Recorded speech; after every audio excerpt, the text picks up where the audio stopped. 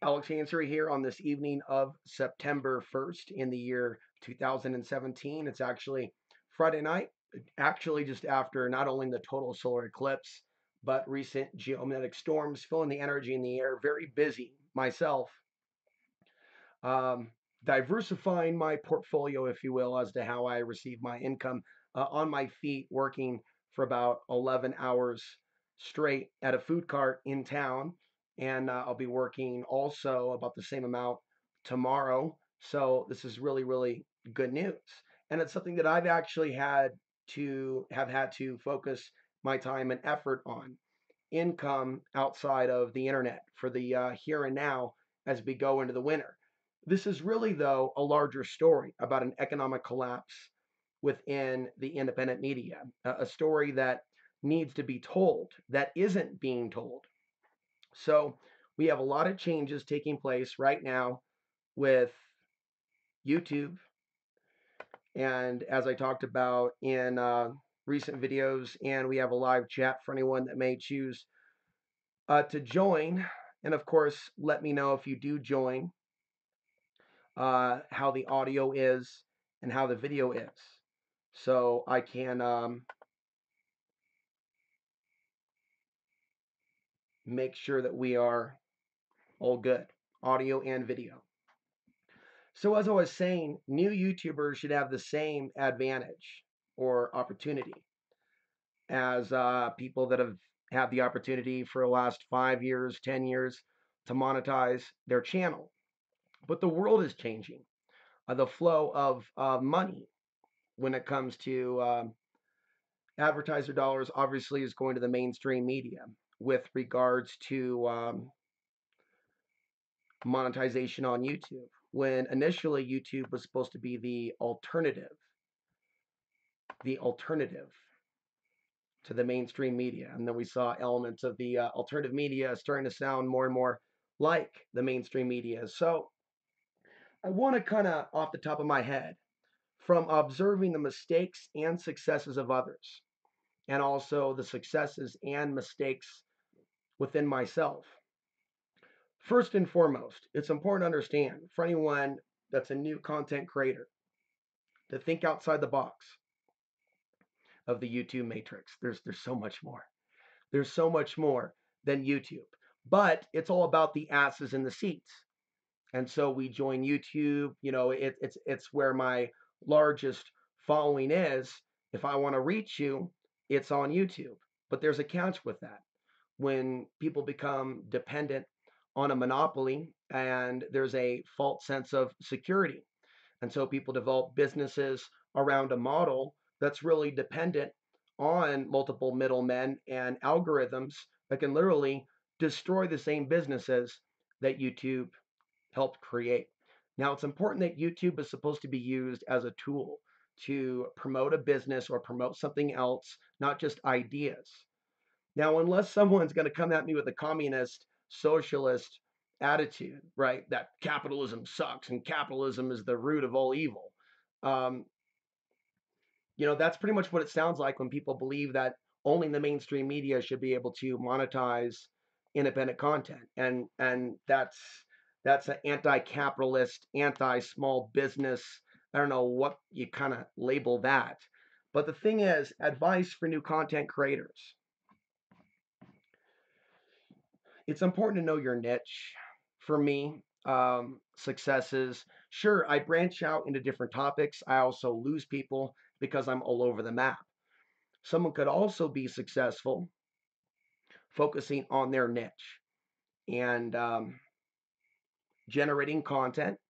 Again, YouTube is a means to reaching people, but it's not the end of the yellow brick road. So, in this dark new age of YouTube, there are other ways that content creators, not just myself, but others, in particular, those with news agencies, those with crews, those that are putting out really good content on a regular basis. We need to start looking at where are the genuine alternatives to YouTube with regards to different tubes. And the important thing for people to remember when they're looking for alternatives to Facebook and YouTube, essentially, is that sure, you can look for an alternative, but a lot of those websites have been created to benefit from a lot of users and a lot of people generating content and uploading it. And you have to ask yourself, is it benefiting the website or is it benefiting the content creator or is it a little bit of both?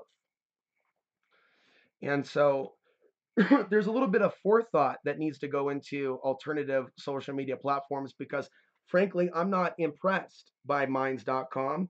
I'm not impressed by Sue. I'm not impressed by a lot of the alternatives. Sure, they don't have the same algorithm as Facebook, but the reach is far smaller.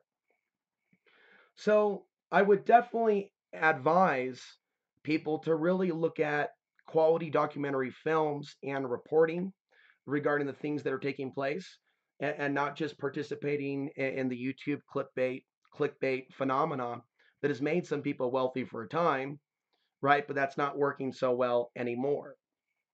Quality content, whether it be a documentary, and think outside the box of conspiracy. I understand there's like a hardcore element of YouTube and my audience that oftentimes is thinking solely in conspiracy terms and plot terms and fear terms. There's so much more to multimedia and communication and use of the English language than paranoia, finger pointing, but so much of the web has gone in that direction. So I would advise someone to steer away from a lot of the things that other people are doing and hone their craft and understand that good content may be disrespected by a large number of people that prefer sensationalism and prefer infotainment. But in the end, it's going to be a better use of energy and time. The other thing that I want to mention is the financial means do exist out there and the technology for there to be a YouTube alternative for some of the larger content creators, especially in the independent media and alternative media. But the very fact that you haven't seen this happen is really more or less a reflection of the fact that we live in a society where many people are self interested or only self interested in their own personal gain, not interested in really the idea of people moving together in a positive sense. In fact, we see a lot of competition, we see a lot of backstabbing, we see a lot of false. Um, it's really a false sense of competition. I mean, people literally see themselves as competitors with other websites, and this idea is so mainstream media. This idea is so corporate commercial radio. The idea of competing with each other, and there's a lot of this pissing contest behavior also in the alternative media. See, everybody wants to be the prophetic one to have predicted how it all goes down. Blah blah blah. With myself, yes, I've talked about, yes, I'm discussing certain issues. I feel like I'm the only person discussing certain issues. And I say those things to bait out and bring out those that are doing similar investigations. Let's have a round table. Where are the deep, elaborate round tables within the alternative media where people are literally, it's a meeting of the minds, a meeting of the minds. And that's what we're missing from those top figures in the alternative media that have carved out their corners. So we can watch and see their successes in the ramp up to this period. But the success in the independent media 2017 going forward is so far different. It is now so much more important to have good quality content. In my opinion, there's still going to be propagandists out there that are still going to be maintaining their audience. And I've talked about another alternative media figure, right, where he criticizes Trump one day and then the next day attacks anyone criticizing Trump, and he goes back and forth, and I'm asking myself, does this person realize that he's coming across as mentally ill, that he's coming across as someone that is cracked to a certain degree, because that is not a sane presentation. But then you also got to think about the audience members that like that, like, yeah, Trump, real backstab, like, and the next day, like, yeah, screw those critics of Donald Trump. They want to destroy America. Everybody's with Antifa and Hillary Clinton if they don't like Trump's wars. It's like this is madness. So anyone, right, speaking from experience and observing the actions of others, a lot of the people that are involved in hating don't generate their own content. and I noticed this pattern a long time ago. Like I'll click on their channel to be 0 subscribers, and then look at also how some people break under pressure and they stop creating content because of those haters. And it's really important for people to understand that if you're going to put out content that's going to be going against the grain, of course you're going to face opposition. How would you not face opposition? How would I not face opposition? And so the reality is, a lot of the thinking from the last decade is obsolete thinking, thinking that people are going to wake up and get it. It really doesn't matter what generation we incarnate into or reality. The masses choose to follow, choose to follow the blueprint that is given to them. And only in a very small minority of the population actually thinks for themselves.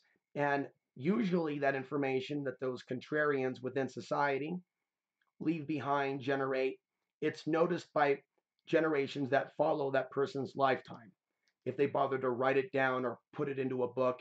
But in today's reality, we have this. We have instantaneous communication.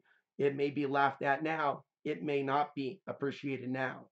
But as long as an EMP or a solar flare doesn't take out all our files, we have a record in this almost ongoing surveillance society, open source surveillance society that we participate in. That is youtube.com, that runs through government servers.